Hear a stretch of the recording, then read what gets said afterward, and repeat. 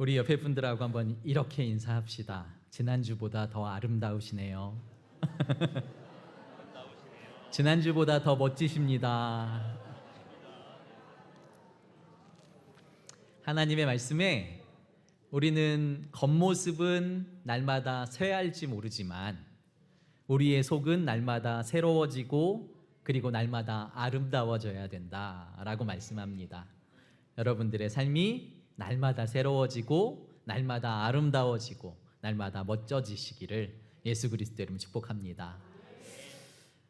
새로운 공간, 새로운 지역, 새로운 것을 시작하는 것에 대한 두려움과 기대가 공존합니다. 어떤 곳에 갔는데 그곳에 대한 두려움이 더 크면 그것을 즐길 수 없고, 그것에 대한 기대가 그리고 그것에 대한 좋음이 더 크면 그 자리를 즐길 수 있는 거죠. 초등학교를 입학하는 아이의 두려움과 기대가 공존하는 것처럼 처음 취직하고 그리고 첫 발을 내딛는 사람의 기대와 그리고 두려움이 공존하는 것처럼 저는 오늘 기대와 두려움 앞에 서 있습니다. 제가 지난번에도 말씀드렸지만 오늘 저녁 예배부터 제가 충남에 있는 한 시찰, 그 작은 교회들이 한 10개 그리고 한 11개 이렇게 모여서 연합 부흥회를 여는데 제가 강사로 갑니다. 근데 처음입니다. 아니요, 박수 치실 일이 아니고요. 그런데 저에게는 두려움과 이 기대가 공존하는 거죠. 설교를 전도사 때부터 하면 벌써 20년이 넘게 저도 설교를 했는데, 사실은 작은 교회지만 그곳에 저희 기장교회 목사님들이 최소한 10몇 분이 계신다는 거잖아요. 그러면 그 담임 목사님들 중에 저보다 선배 목사님들은 최소한 7분, 8분은 될 겁니다. 그러면 제가 그분들 앞에서 설교한다는 게 번데기 앞에서 주름 잡는 거 아니야? 라는 생각도 들고 제가 저들에게 어떤 은혜를 끼쳐야 될까라는 막연한 두려움이 있는 거죠. 한 번씩 하루씩 가서 설교한 적은 있는데, 부흥회에 가서, 그런데 3박 4일 동안 10번의 설교를 해보는 것은 처음이니까요. 이 두려움이 저에게는 처음에는 두려움이 컸습니다. 그런데 이제는 두려움이 아니라 기대가 점점 커지고 있어요. 왜냐하면 얼마 전에 한 목사님의 설교를 통해서 제가 본문을 깊이 묵상하게 된 일이 있었습니다. 예레미야 1장 4절부터의 말씀이 하나님이 예레미야라는 선지자를 부르시는 장면이에요.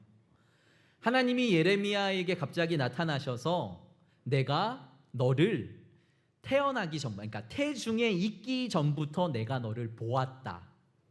그리고 네가 태중에서 나오기 전부터 너를 내가 성별했다, 구별했다. 그리고 내가 너를 선지자로 세웠다라는 말씀이 저의 눈에 깊이 박혔습니다. 내가 목사가 되려고, 내가 설교를 잘하려고, 내가 무언가 해내려고 힘쓰고 애쓰는 게 아니라 내가 태어나기 전부터 주님께서 나를 보셨고 나를 구별하셨고 나를 목사로 세우셨구나. 그러면 주님께서 하실 일이구나 라는 생각을 했습니다. 그 말씀을 들은 예레미야가 두려움으로 하나님께 말합니다. 슬픕니다. 저는 어린아이입니다. 그리고 저는 말할 수 없습니다 라고 말하는 거죠. 어린아이여서 어린아이라고 말하는 게 아니라 저는 연약합니다. 저는 부족합니다.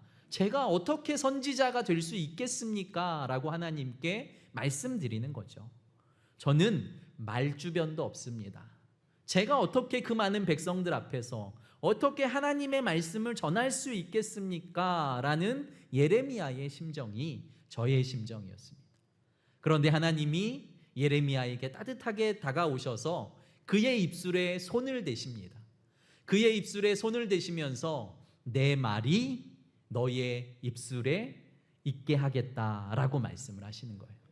그러면서 내가 전하는 말을 네가 말하고 내가 증거하라는 말을 네가 증거하면 그 연약한 어린아이와 같은 예레미야의 입에서 나오는 말로 나라가 살아나기도 하고 나라가 망하기도 하고 나라가 부하게 되기도 하고 나라가 망하게 되기도 하는 놀라운 일이 일어나게 될 것이다 라고 하나님이 예레미야에게 사명을 주십니다.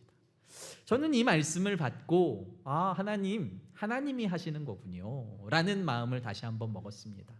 내가 얼마나 더 잘 준비할까, 얼마나 많은 이야기들을 해야 할까라는 것들을 많이 고민했는데 이제는 하나님이 내 입에 말씀을 붙여주십시오.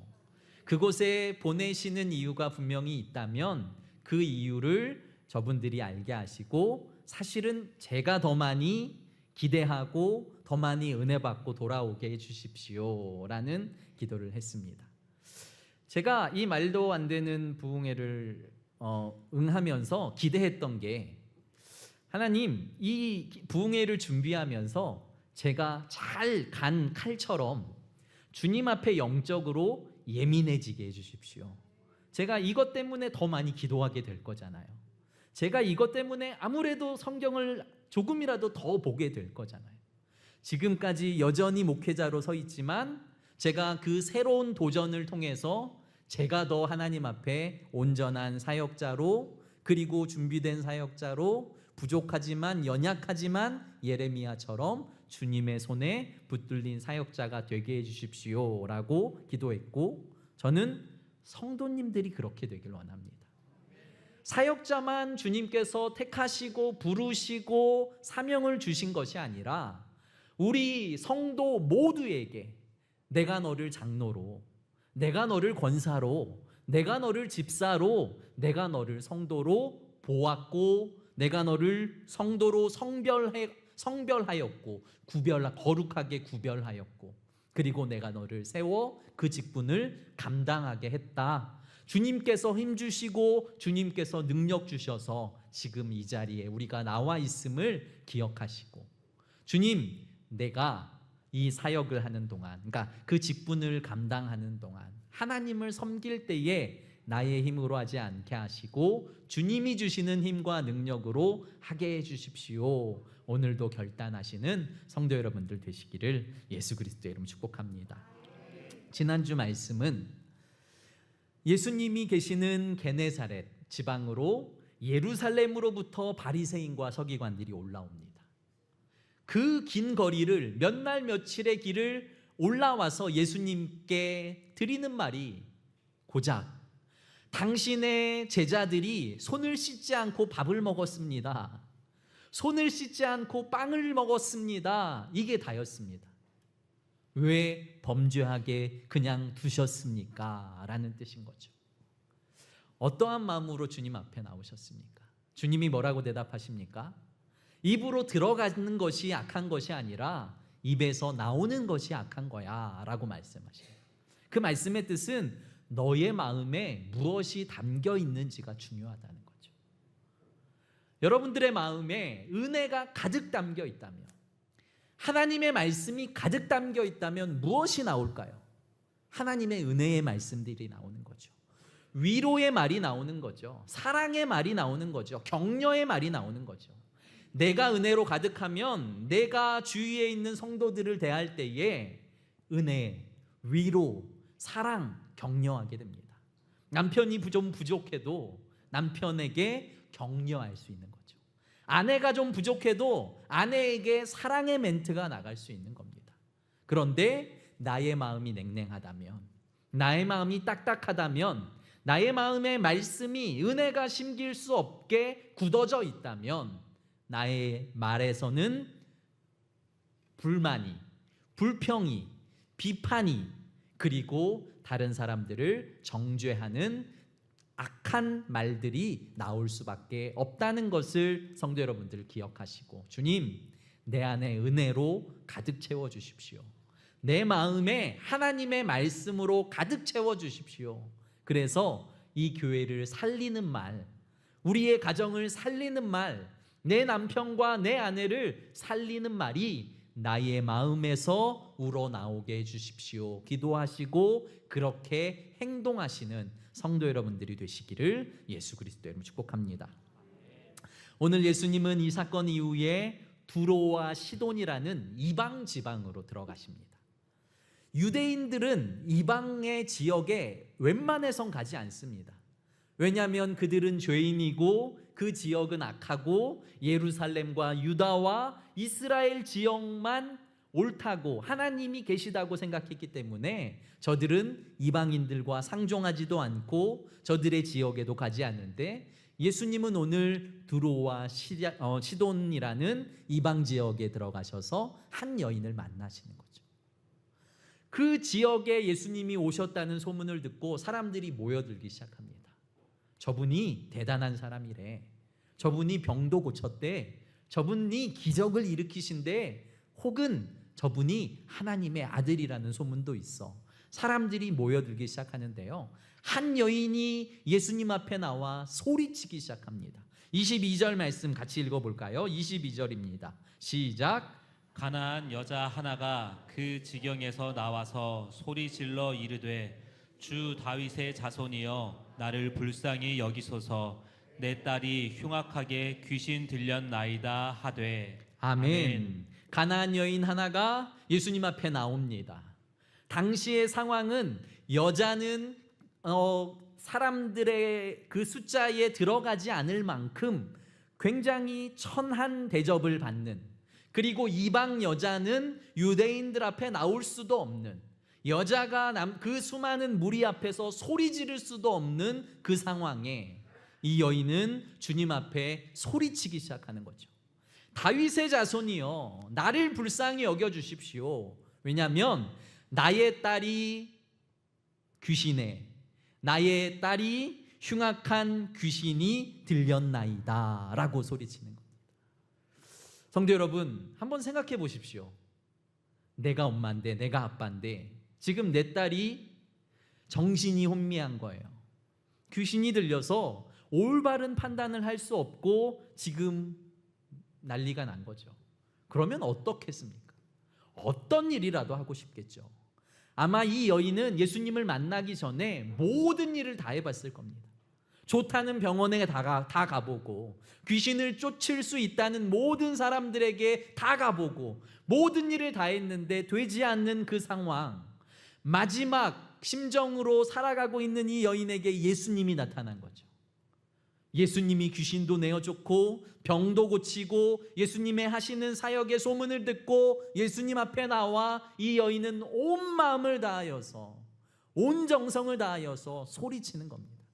다윗의 자손이여 나의 주님, 나를 불쌍히 여겨주십시오.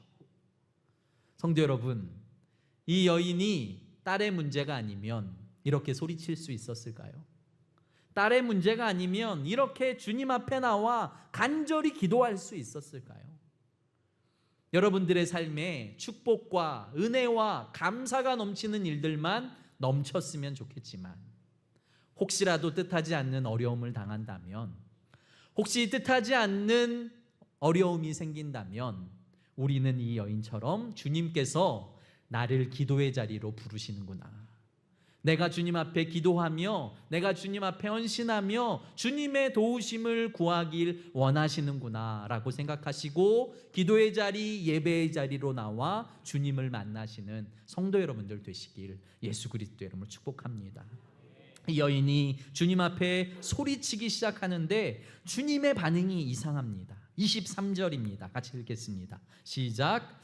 예수는 한 말씀도 대답하지 아니하시니 제자들이 와서 청하여 말하되 그 여자가 우리 뒤에서 소리를 지르오니 그를 보내소서. 아멘.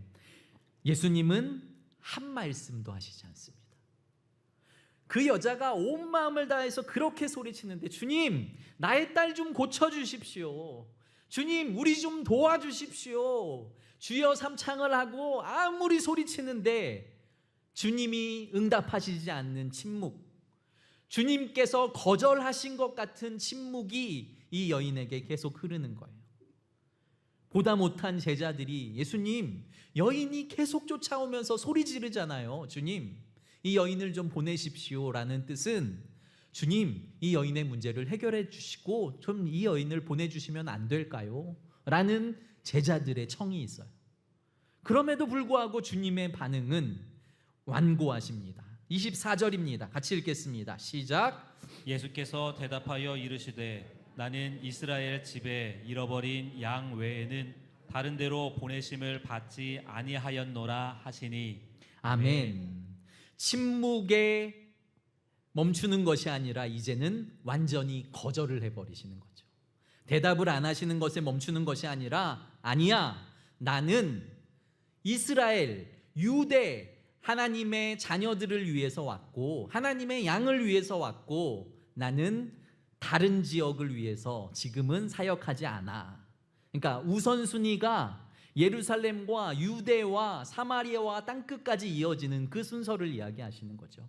나는 지금 우리 이 하나님의 양들을 위해서 지금 이스라엘 유대 백성들을 위해서 사역해야 할 시간이야 라고 말씀하시는 그 거절감, 그 침묵, 그 상황에 놓인 이 여인은 이렇게 반응합니다. 25절 같이 읽겠습니다. 시작.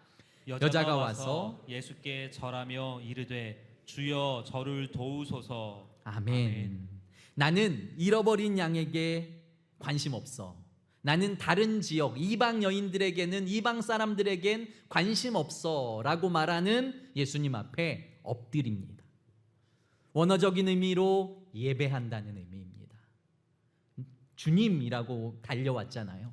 그 주님 앞에 엎드리는 거죠. 나는 당신의 종입니다. 나는 죄인입니다. 나는 힘이 없습니다.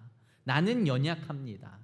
주님의 그 침묵 앞에서도 겸손히 주님만 바라보는 이 여인의 믿음을 주님 우리는 기억해야 합니다. 성도 여러분, 우리가 기도할 때에 우리가 예배의 자리로 나올 때에 혹시 무시받는 생각이 아니면 무시받는다는 마음이 들 때가 있어요. 나에게 대답을 안 하시네? 아니면 주위의 성도들끼리 나를 무시하네? 내가 누군데? 이런 생각이 드는데 이 여인은 그때 무엇을 했습니까? 그때 하나님 앞에 무릎을 꿇고 예배하는 거죠. 아브라함이 언제 주님을 만났을까요? 야곱이 언제 주님께 더 간절히 기도하며 매달렸을까요? 이삭이 그리고 그 믿음의 선배들이 언제 주님을 예배하고 더 주님께 구하며 나아갈까요? 고난 때예요. 이 여인은 자신의 딸, 귀신 들린 자신의 딸을 고치기 위해선 더욱더 간절하게, 더욱더 애절하게 주님 앞에 경배하며 주님을 찾을 수밖에 없었다는 거죠. 성도 여러분, 물질적인 문제가, 건강의 문제가, 아니면 사업의 문제가, 관계의 문제가, 자녀와의 문제가, 남편과 아내와의 문제가, 어떠한 문제가 우리 앞에 있을지라도 주님께서는 우리에게 예배하라고, 기도하라고, 내가 너를 깊이 만나고 싶다고 말씀하시는 그 주님의 음성을 꼭 들으시길 예수 그리스도의 이름으로 축복합니다. 제가 아주 오래전에 한번 말씀드렸는데 이제는 대학생이 된 저희 둘째 아들이 태어나면서 아프기 시작하는 거예요. 이유를 잘 모르는데 계속 애가 막 까무러치고 열이 없는데 경기를 계속해야 되는 거죠. 그러니까 병원에 입원해서 치료를 받는데 왜 이런지 모르겠다고, 병원에서도. 그런데 하루는 그 일을 가지고 계속 기도하죠. 엄마 아빠가 전도사, 사모고 전도사인데도 하나님 왜 이럽니까? 하나님 계시긴 합니까? 하나님 왜 우리에게 이런 어려움을 주십니까? 하고 계속 기도하고 있는데 하루는 옆에 침대에 있는 한 분이 오시는 거예요. 아니, 그분이 기다리고 계시다가 저에게 혹시 사역자세요? 라고 묻는 거예요. 그래서 네, 어떻게 하셨어요? 하니까 하나님이 이 말씀을 하라고 저에게 말씀하셨다고. 그래서 나에게 말씀하시지 이런 마음이 갑자기 들긴 했지만 뭐라고 말씀하셨냐고. 그러니까 하나님이 이 아이의 문제가 아니라 나는 너를 깊이 만나고 싶다. 네가 기도해라. 네가 나에게 더 나와라. 이렇게 말씀하셨다고 저에게 말씀하시더라고요. 할 말이 없는 거죠. 와, 하나님, 저는 왜 아이에게 고난을 주시냐고 하나님께 불평하고 원망했는데 하나님은 나의 중심을 보시고 내 마음 깊은 곳을 보시고 야, 네가 좀 나에게 나와라. 이 여인처럼 이 아이를 붙들고 주님 앞에 나와 엎드려 경배하며 기도하며 하나님께 매달리는 일들을 좀 했으면 좋겠다. 나와 깊이 교제하고 내가 너의 하나님임을, 네가 나의 자녀임을 좀 깨달았으면 좋겠다라는 마음을 주셨고, 주님은 오늘 이 여인에게 그것을 말씀하고 계신 것 같아요. 왜냐하면 예수님은 이 두로와 시돈 지방을 방문해서 다른 어떤 일도 하지 않고요, 이 여인을 만나시고 이 여인의 자녀를 고치시고 또다시 떠나시기 때문인 거죠. 사실은 예수님은 이 여인을 만나기 위해서 이방 땅에 오셨고 이 여인에게 은혜를 주시기 위해서 이 땅에 오셨는데 잠시 침묵하는 것 같고 잠시 거절당하는 것 같은 순간에 이 여인은 아마 당황했고 어떻게 해야 할까라고 고민했을 겁니다. 그런데 주님이 주님 앞에 엎드려 절하는 이 여인에게 왜 그러신지, 우리 주님은 이런 주님이 아니시거든요. 그런데 이렇게 말씀하십니다. 26절 말씀도 같이 읽어볼까요? 시작. 대답하여 이르시되 자녀의 떡을 취하여 개들에게 던짐이 마땅하지 아니하니라. 아멘. 뭐라고 말합니까? 이 여인에게 넌 개야 라고 말하는 거죠. 나는 개들에게 줄 것은 없어 라고 정말 수치의 끝을 그리고 칼로 빗으로 찌르는 것 같은 그 아픔을 이 여인에게 주는 거죠. 다시 생각하면 사실은 이 유대인들은 이방인들을 개처럼 짐승처럼 여겼습니다. 그러니까 저들은 짐승과 같은 죄인이야, 저들은 상종 못할 사람이야 라고 생각했죠. 다시 말하면 너는 죄인이야 라는 뜻인 거죠. 이 여인은 이 말을 듣고 상처를 받고 돌아간 것이 아닙니다.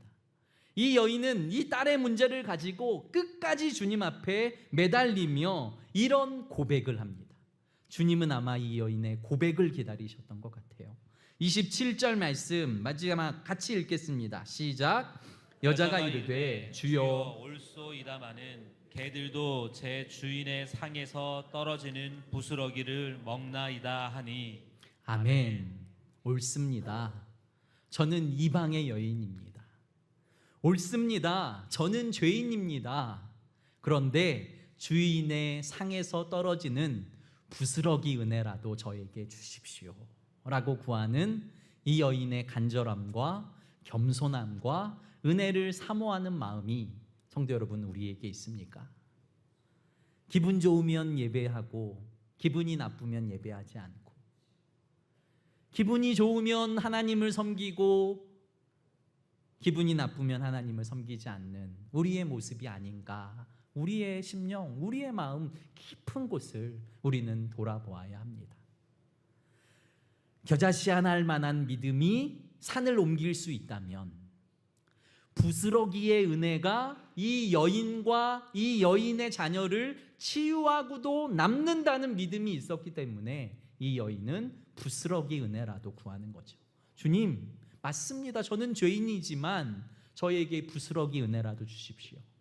주님, 저는 연약하지만, 주님, 저는 부족하지만 저는 부스러기 은혜라도 필요합니다. 저에게 말씀하시고 저에게 은혜를 주시고 우리를 축복해 주십시오. 이 여인의 은혜와 간절함이 성도 여러분들에게 있기를 축복합니다.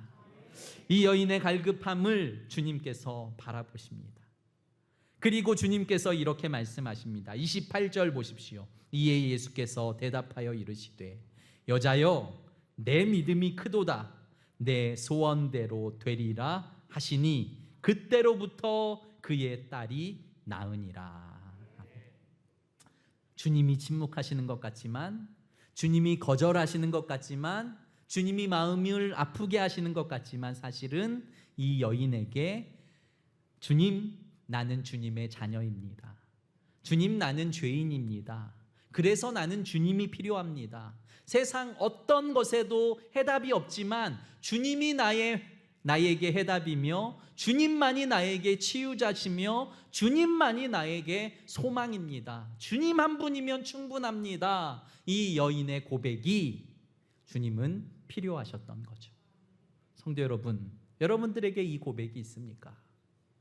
주님, 저 이것도 잘 되게 해주시고요, 저것도 잘 되게 해주시고요, 주님 이것도 주시고요, 저것도 주시고요 라는 기도를 하십니까?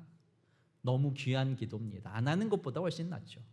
그런데 그 기도에서 조금 더 성숙된 주님, 우리는 주님의 마음을 원합니다. 우리는 주님의 생각을 원합니다. 주님께서 이 일을 통해서 나에게 어떠한 고백, 어떠한 믿음의 고백, 어떠한 사랑의 고백이 나오길 원하시는지 주님, 내가 알길 원합니다. 주님께 구하시고 주님을 만나시고 주님과 동행하십시오. 이 여인에게 있어서 가장 잘한 일은 겸손함입니다.